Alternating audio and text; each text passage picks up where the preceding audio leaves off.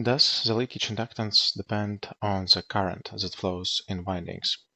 So let's check using this very simple geometry of the transformer.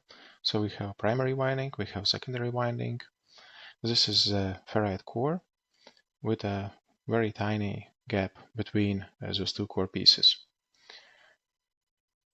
The winding that we are going to use is consisting of litz wire. So the primary will have 12 turns, and for resolving currents and losses, we would use homogenization model. The same is going to be for the secondary winding, which consists of 15 turns, and the homogenization model for calculating impedance for this winding is used as well. Material for the core is N95 TDK.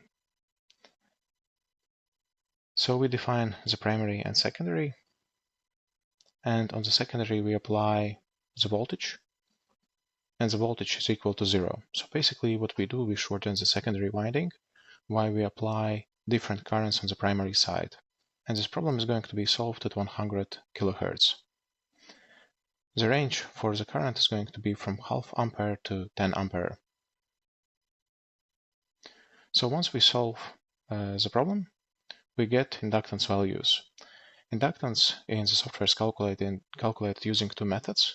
One is from circuits, which is basically dividing complex voltage by complex current, then extracting impedance from that and getting inductance, and from energy.